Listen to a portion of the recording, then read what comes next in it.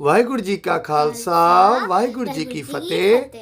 हम हरतेग नेज टॉक से आज आपके लिए एक बड़ी रोचक वीडियो लेकर आए हैं।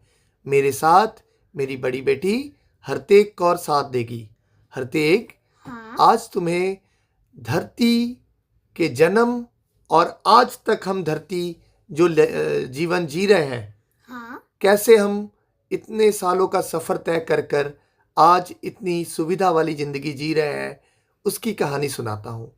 इस चार्ट से समझो कि धरती कैसे बनी। कहते हैं धरती एक विशाल आग का गोला थी। उससे पहले धरती का कोई अस्तित्व नहीं था। एक बड़ा आग का गोला, जब उस आग को ठंडी हुई तब चारों तरफ कोहरा छाया। उस कोहरे से जब वो कोहरा ठंडा हुआ, उस कोहरे से जैसे उस ओस से पूरी पृथ्वी में पानी पानी हो गया। उस पानी में कुछ बैक्टीरिया जन्म हुए। बैक्टीरिया पता है ना? छोटे छोटे जीव। उन छोटे छोटे जीवों कुछ बड़े हुए, विशाल जीव बने, जिनमें से डायनासोर भी थे।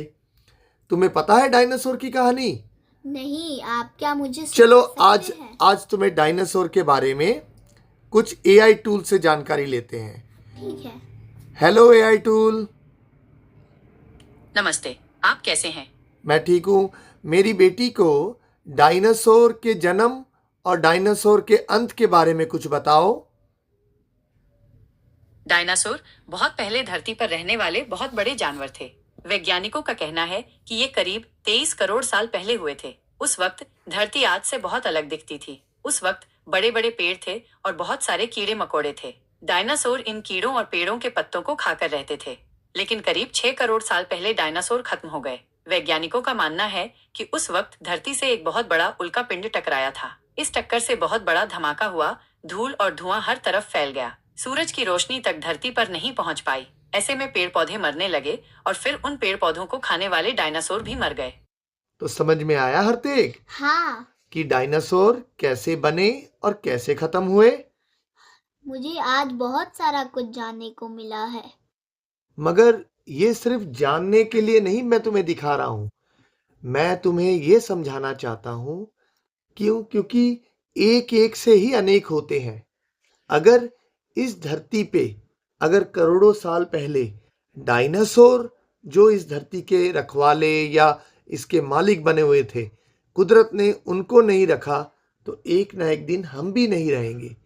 पर जब तक भी हम रहें हरतेग, हमें इस धरती को संभालना है। हमें इस धरती के साथ ईमानदारी रखनी है। जिस तरीके से आजकल हम धरती को पलूट कर रहे हैं। तुम तो इको क्लब में हो ना? तुम्हारे स्कूल में तुम इको क्लब में हो। तुम्हारे इको क्लब वाले क्या क्या समझाते हैं तुम्हें? मुझे बहुत कुछ समझाता है, जैसे कि पेड़ पौधों को नहीं काटना, अपने जो पेड़ पौधे हैं उनको जमा करके और उगाना, जैसे कि हम लोग पेड़ ना काटना। सही बात है। तुम्हें पता है जितने जंगल, अमेज़न के जंगल हमारी दुनिया में 70% ऑक्सीजन जनरेट करते हैं। और आजकल हम आधुनिकता के नाम पर जिस तरीके से वो जंगल काट रहे हैं, तुम्हें एक दिन हमें सांस लेने के लिए, अब जैसे तुम स्कूल बैग लेके जाती हो ना, वैसे ऑक्सीजन के सिलेंडर लेने पड़ेंगे। पहले जब डायनासोरों के अंत के बाद एक बड़ा प्यारा जीवन शुरू हुआ था, जिन्हें आदि मानव कहते हैं।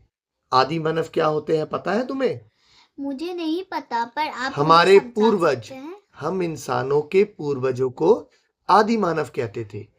आज हम जो ये वीडियो बना रहे हैं, ये टेक्नोलॉजी, जितनी भी टेक्नोलॉजी है, ये उनके द्वारा शुरू किया हुआ कार्य जो आज यहाँ तक पहुँचा है, वह है हमारे पूर्वज आदि मानव, जिनने पहली बार पत्थरों से आग जलाई और आज हम लाइटर से आग जलाते हैं।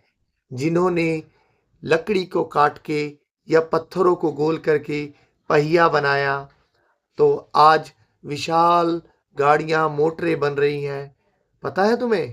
पापा, क्या आदि मानव के जमाने में पोल्यूशन नहीं होता था?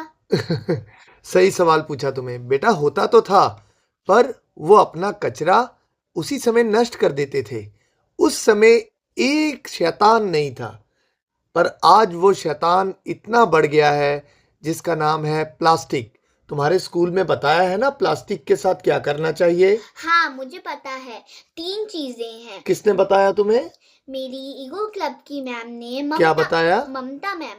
उन्होंने बताया कि हमें प्लास्टिक को पहले रिड्यूस करना चाहिए, प्लास्टिक को पहले रिड्यूस करना चाहिए, उसके बाद रीयूज करना चाहिए, रीयूज करना चाहिए, उसके बाद रिसाइकल करना चाहिए। रिसाइकल करना चाहिए। हाँ जी बेटा, प्लास्टिक को नष्ट तो करने का अभी तक कोई विकल्प नहीं आया है, पर प्लास्टिक को हम दोबारा इस्तेमाल कर सकते हैं। हाँ। प्लस हम प्लास्टिक से बच सकते हैं। हाँ। पर आज सब इंसान धरती को विनाश की तरफ धकेल रहे हैं। हम जो भी चीज इस्तेमाल करते हैं उसे नष्ट नहीं करते, ये सच है। घरों से आरंभ करके देखिए, हम बाहर से जाकर अपने जूतों को सही जगह नहीं रखते, अपने मोजों को सही जगह नहीं रखते, सर कंघी करके जो केस होते हैं उन्हीं को हम सही तरीके से बक्से में नहीं डालते। तो इस पृथ्वी के साथ हम कितना अन्याय कर रहे हैं, सोच के देखिए। एक बार हमारे स्कूल में एक पुरातत्व विभाग की टीम आई थी। उन्होंने हमें बताया था कि शायद डायनासोर का युग कभी नहीं खत्म होता। डायनासोर क्या करते थे, वो खुद ही अपने आप को नष्ट करने लग गए थे। शरीर के बड़े थे, भूखे इतने थे कि उन्होंने छोटे जीवों को खाना शुरू कर दिया। जंगल का एक दस्तूर होता है कि वो तेज और तरुस्त जानवरों का शिकार नहीं करते, पर डायनासोरों ने छोटे और जन्म लेने वाले शिशुओं को खाना शुरू कर दिया था, जिस कारण से प्रजनन कम हो गया और धरती विनाश की तरफ दौड़ती गई।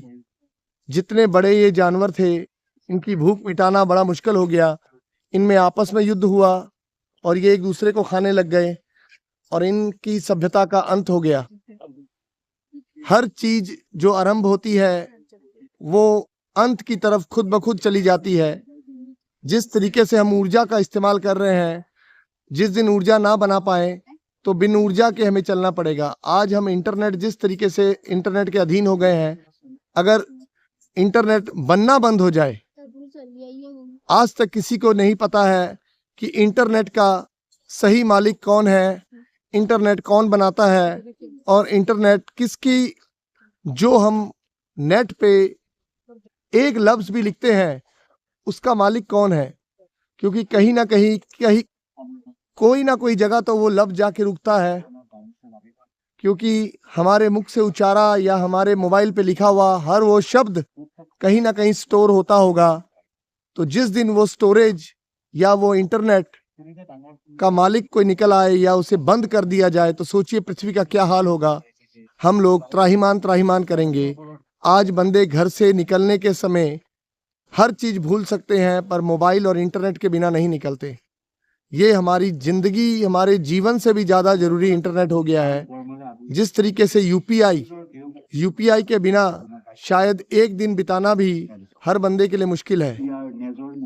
ठीक है जी, इस वीडियो को ज़्यादा लंबा ना करें। और मुझे उम्मीद है कि मैं जो इस वीडियो से आप लोगों को समझाना चाहता था, मैं और मेरी बेटी हरतेक कौर आपको समझा पाए होंगे।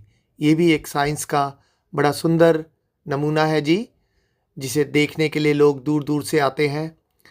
मेरा छोटा सा ये वीडियो बनाने का मकसद था कि हम इस धरती के मालिक नहीं हैं, हमें मिल बांट कर रहना चाहिए और अपने जो बिताए हुए जीवन को आने वाले लोगों के लिए आदर्श के रूप में रखना चाहिए। ये देखिए, स्कूल के छोटे छोटे बच्चे जो धर्म की शिक्षा लेते हैं, वो भी इस विज्ञान के केंद्र को देखने आए। मेरा इस वीडियो बनाते हुए कोई भी बात किसी को बुरी लगी हो तो मैं माफ़ी मांगता हूँ। Thank you ji.